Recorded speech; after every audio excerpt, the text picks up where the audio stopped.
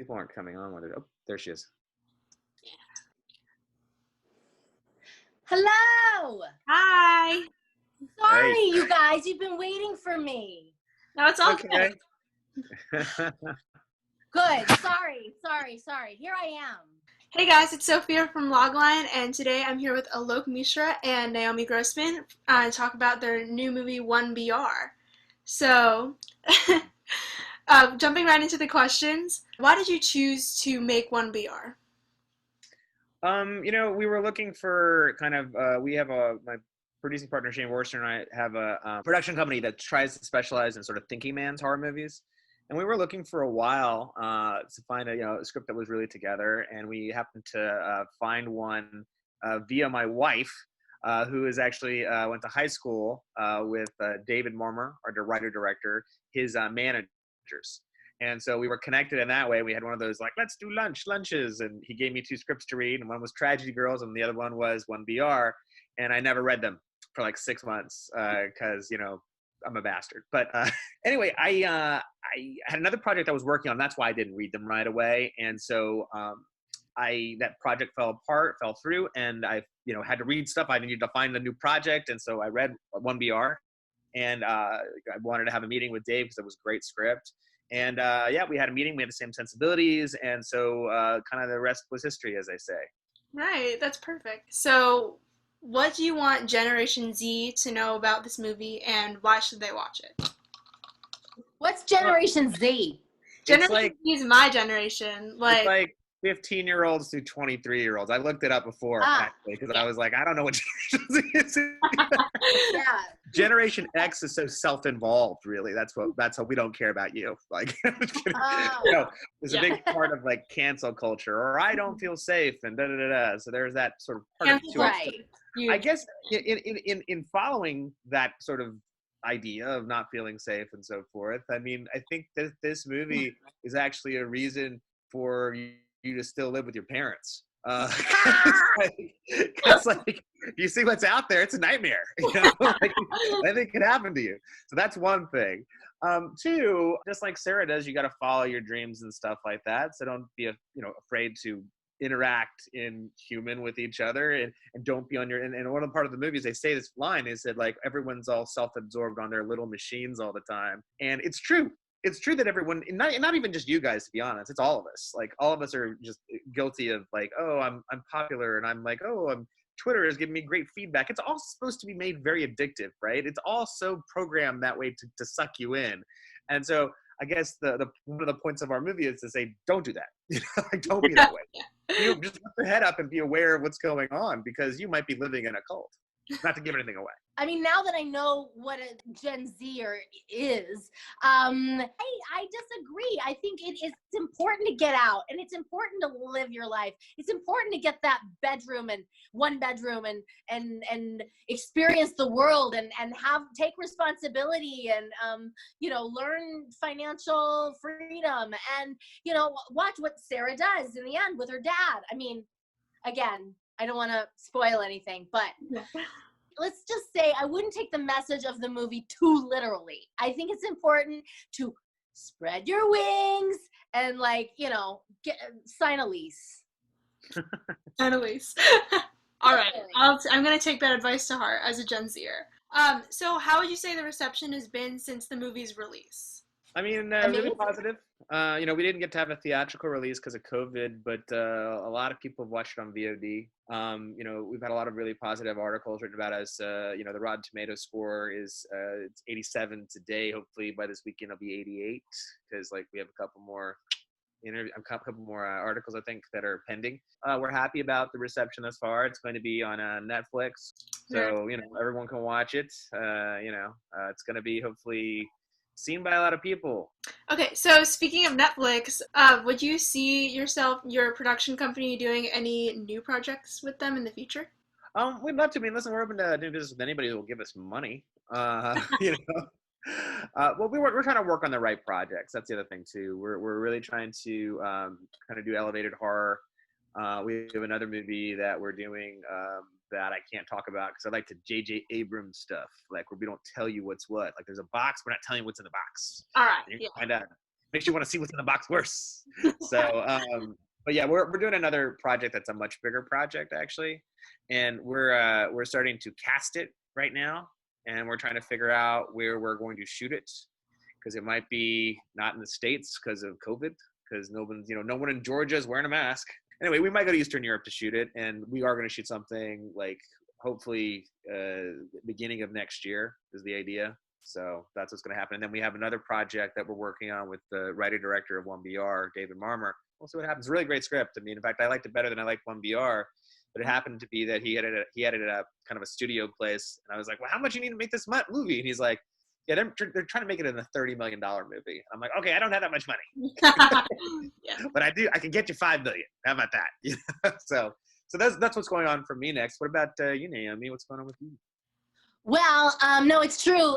Everything's leaving the U.S. Listen, I don't talk. I'm just like J.J. Abrams. I don't kiss and tell. I audition and then I forget all about it. It's the only way to stay sane. But I did just audition for something that's shooting off like the coast of Africa. And I just think that's normal now. You know what I mean? I'm working on a new one-woman show, which is something I've done previously. And I have two that I did prior to, American Horror Story, which, this third one, it's funny. I always sort of had in my head that I would shoot it as like a 1-hour comedy special. But now with COVID, it's almost more likely that I would, sell it like that than I would fill a theater and just do it as a play.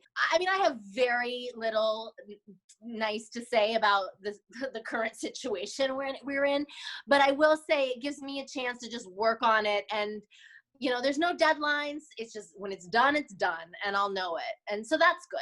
All right. Well, I'm looking forward to both of your guys' projects. Can't wait to see them. All right. So now we're going to move on to kind of the next segment, which is more talking about like the horror genre and like how it's progressed into the modern age. So how would you define the different subgenres of horror? I mean, there's a ton of different subgenres. I mean, there's slasher. Within slasher, there's exploitation slasher. There's like zombie films, creature features, serial killers, found footage, supernatural. And the supernatural has like a whole bunch of like subheadings, like demon possession, malevolent spirit, like religious, like, the Satan, whatever. There's sci-fi horror, there's fantasy horror, there's body horror, there's psychological horror or psychological thriller, which is sort of a combination of what our film is. There's horror comedy. There's gothic horror. I mean, there's so many different genres. I think that what's interesting about it for kids your age who, are 17 and plus, who can go see rated R films and so forth. Not that you don't see them anyways, I'm sure, it's like your fingertips. I mean, I feel like an old man saying it, but like we literally had to go to the video store. The video store was an hour away. We had to drive an hour. It was uphill both ways. Uphill both ways. But yeah. Freezing snow. It's amazing. Like, now you can just hit a button and you have everything at your fingertips. I mean, if you really want to discover a lot of really good horror in one place, I mean, like, listen, Netflix, Amazon, Hulu, they all have decent horror sections. There's a streaming service called Shudder, which is fantastic, which is like $3.99 a month. And it's very well programmed. It has all these old classics and stuff, and there's all these specials on the the movies themselves and educational things that way. The way that we got educated is we just like went to the video store and saw that great cover, and we're like, let's get this movie. And by the way, they weren't always great. They were terrible. But you'd find one that was a classic, and then you'd be like, oh my gosh, I'm going to tell my friend about this. And you got to rent this movie next time we have a sleepover and stuff. Make sure you get Evil Dead, or make sure you get, whatever it is. Blumhouse right now as a company is very sort of prolific about being able to shoot things cheap and then actually just squeeze sequels out of whatever's there. They have like how many Paranormal Activity movies? 5 or 6 or something. They're rebooting it right now, apparently. And in addition to that, So in terms of going back to your question, those are the main genres. It's interesting to educate yourself, though, and I think that's more like anyone's journey who gets into horror. I honestly, like, there's entire sections of horror that I do not do. When I say I don't do, by the way, it doesn't mean I wouldn't work in it. Like, if people want to cast me, of course we'll talk. But like, I don't like gore. I don't like slasher. I don't even like sci-fi. Again, like I said, I can be bought. If you want to cast me in your sci-fi slasher gore, porn, I will do it. But I have a very finicky horror palette. Personally, yeah, you guys are like, you have the pulse. Like, the people like Alok that are like testing movies are like watching you and your devices. The little devices. You have the power. I know. Go vote. Well, I know that the dating thing is probably starting to come into your life or whatever. But boys like to take girls to horror movies because they get excited and they cling to people and stuff like that because they're scared. That's a trick that boys use. So don't fall for that trick unless you want. Don't fall for it. We're still in a pandemic. Just because it's a scary movie doesn't mean you can be within 6 feet. About that. I didn't even think about that. There's no movie theater to go to. Right. I do have a few questions for Naomi specifically. So how did you get involved in this project? Well, so Alok and I are friends from before.